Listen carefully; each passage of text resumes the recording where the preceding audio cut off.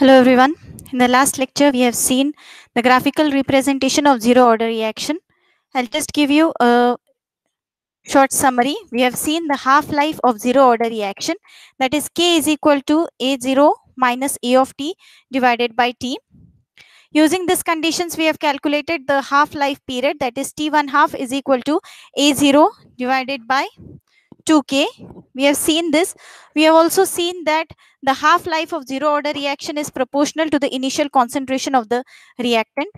Next, we have seen the graphical representation of zero order reaction. That is, we have K is equal to A0 minus A of t divided by t. So thus we have AT is equal to minus KT plus A0. So this is according to the equation y is equal to mx plus c. If you have the y coordinate as A of t, the slope m will be minus k, that is it will be a negative slope. And on x coordinate or on the x axis we have t, that is time, and the constant will be c, that is a0. So according to the straight line equation, we have straight line with a negative slope. When you are plotting a graph, if you see over here, if you have a graph of at versus t for zero order reaction. Next, we have that in this previous graph, if you see, you will get a line, a straight line, but which is having a negative slope. It is pointing downwards, and the slope will be according to this m, that is minus k. So the slope of straight line is minus k, and its intercept on y-axis is a0. The T1 half of zero order reaction is directly proportional to the initial concentration. Now we have examples of zero order reaction. The first example is decomposition of ammonia on platinum metal, that is 2 molecules of ammonia gas will give you 2 molecules of nitrogen gas plus 3 molecules of hydrogen gas. This is an example of zero order reaction. First example. The second example is decomposition of nitrous oxide in presence of platinum catalyst, that is 2 molecules of N2O, which is in gaseous state, in presence of platinum will give you 2 molecules of N2, which is again in gaseous state, plus O2, which is in gaseous state. The catalytic decomposition of PH3 on hot tungsten at high pressure is again an example of zero order reaction. So these are all examples of zero order reaction. The next example we have of pseudo first order reaction. What exactly pseudo first order reaction is? Certain reactions which are expected to be of higher order, but they follow the first order kinetics. Actually, they are higher order reactions. They have order more than, you can say more than one, but they behave as first order reaction. So this is called as pseudo. Pseudo means false. So certain reactions which are expected to be of higher order, but they follow first order kinetics, they are called as pseudo first order reaction. For example, here on the screen, if you see acetic, if you see over here,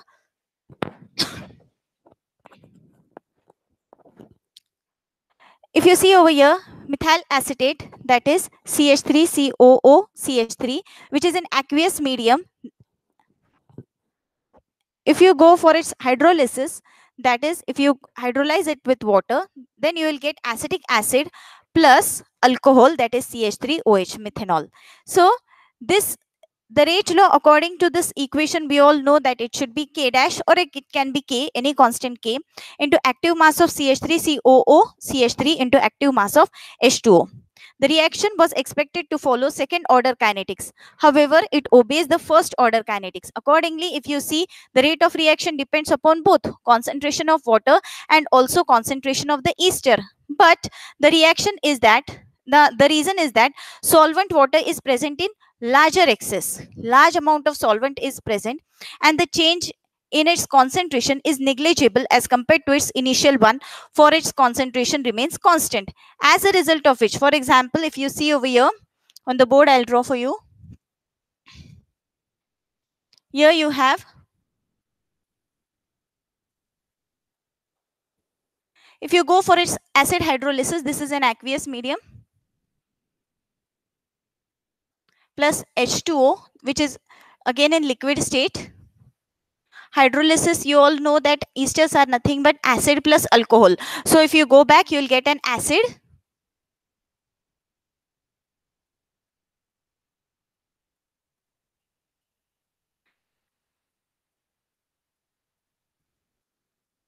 So all are in aqueous state. Now the rate law for this reaction will be directly proportional to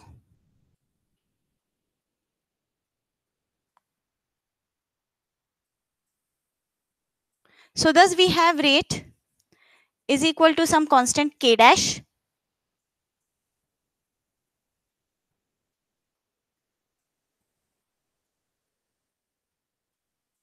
into active mass of H2. So accordingly you say that this it follows the second order kinetics and the rate of reaction it should be second order. However, if you see over here, the concentration of water is present in large excess. So as a result of which this concentration of water is constant and let's say it is K double dash.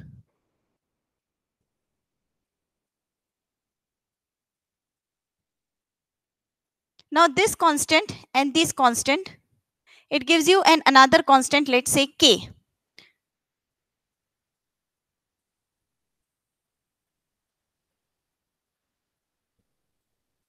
Hence you say over here that rate is equal to K into active mass of CH3COO CH3. So it says that it follows first order kinetics. Hence it means that certain reactions they follow higher order kinetics but they behave as first order. Hence you call them as pseudo first order reaction. Actually they are not first order but they behave as first order. Hence you call it as pseudo, and pseudo means false. Now, effect of catalyst on the rate of reaction. Next, we are going to see what catalyst affects the rate of a chemical reaction. What exactly catalyst is? Catalyst is nothing but it is a substance when added to the reactants. It increases the rate of reaction without itself being consumed in the reaction. It itself is not consumed. It is not consumed, but it will just accelerate the reaction, or you can say it will increase the rate of reaction. So what catalyst does is catalyst increases the rate of a chemical reaction. If you take an example, just as you have audiences or if you have cheer groups in a cricket match, those cheer groups or those cheer person, they don't take part actually in the game but they accelerate it.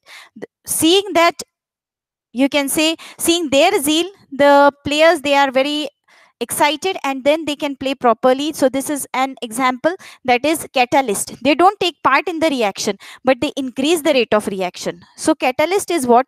Catalyst is a substance when it is added to the reactants, it increases the rate of reaction without itself being consumed in the reaction. For example, if you see on the screen, you have two molecules of KClO3 which is in solid state plus three molecules of O2 which is in gaseous state.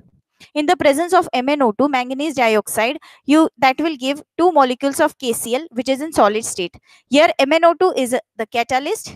It has been observed that the decomposition rate increases with the addition of catalyst. So catalyst provides alternative pathway associated with lower activation energy. Now what exactly it provides is, if you see on the screen this graphical representation, here you can see the energy of activation is lowered. Initially, if you see, the energy of activation was EA, which is a higher peak.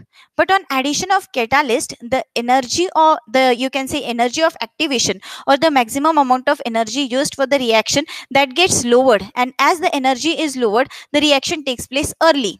So EA is greater whereas EC is smaller. So potential energy barrier for catalyzed and in the catalyzed and uncatalyzed reaction. If the reaction is uncatalyzed, if no catalyst is added, the, you can say, potential energy or the energy of activation, that will be EA, which is a higher peak. Whereas in the second case, if you see, when you are adding a catalyst, the energy barrier gets lowered, or you can say that the potential energy is lowered, and that is EC. Next, if you see, consider the decomposition of H2O2, that is peroxide, in aqueous solution catalyzed by I minus ions. That is two molecules of H2O2 which is in liquid state. In I minus, that will give you two molecules of H2O which is liquid plus O2 which is gaseous. So at room temperature, the rate of reaction is slower in the absence of catalyst. So at room temperature, at normal temperature, the rate of reaction is very, very low. But when catalyst is added, just see now, at room temperature, the rate of reaction is slower in the absence of catalyst, with the activation energy being 76 kJ per mole. Initially, without adding the catalyst, the energy of activation was higher. You can say that it was 76 kJ per mole. This much amount of energy was required, 76 kilojoule per mole. Now, in the presence of iodine ion, the catalyst I minus, the reaction is faster since the activation energy decreases to 57 kilojoule per mole. So, initially, the energy of activation was more, that is, it was 76 kilojoule per mole. But when you are adding a catalyst, now which catalyst is added here is I minus, that is iodine ion is added, iodide ion. So in presence of iodide ion, the energy of activation decreases, and it decreases to 57 kilojoule per mole. So here you can see the comparison for the fraction of molecules for catalyzed and uncatalyzed reactions. Here you can see that the energy of activation, if you see the peak, it decreases. So in the presence of catalyst, the energy of activation, here the horizontal and the vertical lines, they show you fraction of molecules and energy. When you plot a graph of fraction of molecules and energy, so in the presence of catalyst and before the catalyst is before the use of catalyst, so how the reaction takes place. So they want to tell you that initially the energy of activation was 76 kilojoule per mole, and then it was later on, if you see over here, with the in the presence of catalyst, it decreased and it was just 57 kilojoule per mole. Now, what exactly catalyst does? Catalyst initially, for first important thing it does, it lowers the threshold energy. Whatever the energy is required, it will lower, and as less amount of energy is required, naturally the rate will increase and your reaction will take place fast. Fraction of activated molecules is greater for the catalyzed reaction. So see, initially, for first step, if you see, a catalyst lowers the threshold energy. Hence, more molecules acquire the minimum amount of energy and they tend to cross the energy field barrier. So, as less amount of energy is required, minimum amount of energy. So, if minimum amount of energy is required, they can easily overcome it, they can easily acquire that energy, and hence the rate of reaction is also, you can say, it catalyst increases the rate of reaction. A fraction of activated molecules is greater for the catalyzed reaction. Activated molecules, fraction of activated molecules is greater for the catalyzed reaction. The rate of catalyzed reaction is thus larger than the reaction with no catalyst. So rate of catalyzed reaction is more than the reaction with no catalyst. Once a catalyst is added, the rate of reaction increases, it accelerates the rate of reaction, it increases the rate of reaction, the reaction becomes faster. Initially the reaction was slow, but once you add catalyst in it, the rate of reaction increases. Why the rate of reaction increases? The very first thing is that it minimum amount of energy is required, it will lower the threshold energy, that is whatever the energy of activation is required, it will lower that energy. Since lower energy is required, so naturally what will happen, the rate of reaction is increased and the energy will take place, the reaction will take place fast. So with this we complete this chapter. There are certain things that are deleted in this chapter according to the new syllabus, you can see. But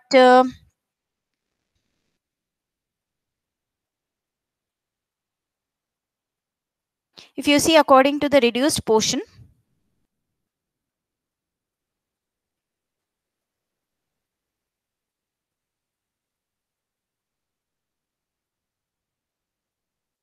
in chemical kinetics, no question will be asked from introduction, that is 6.1. So also from 6.6, that is collision theory of bimolecular reactions. 6.7, that is temperature dependence of the reaction rate. And also problem 6.12 and 6.13 and problem 6.14. They are not included in your syllabus. No questions will be asked from this for your board exam. Now we'll just have a quick revision.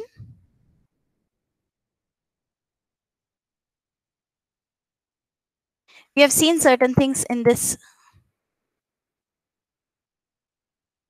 chapter.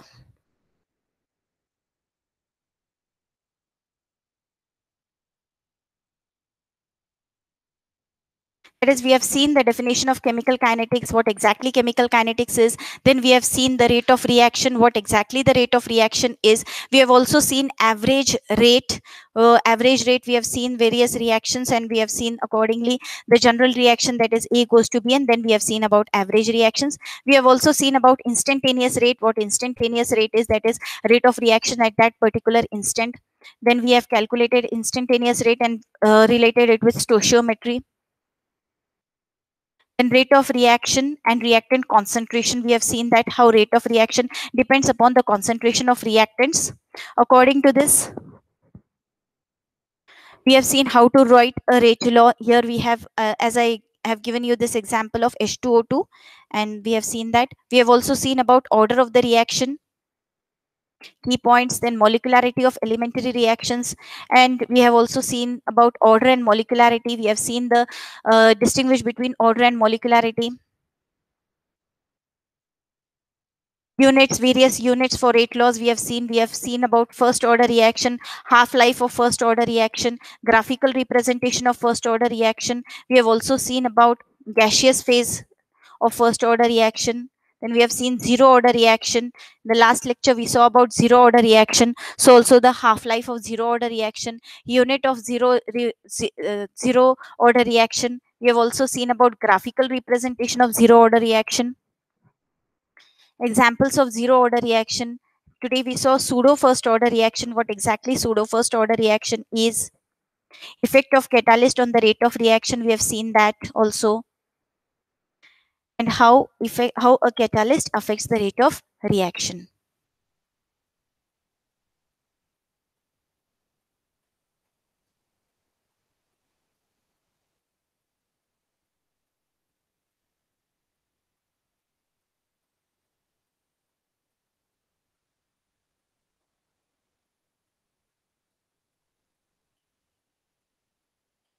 So with this, we have done with this chapter. See that you all study properly.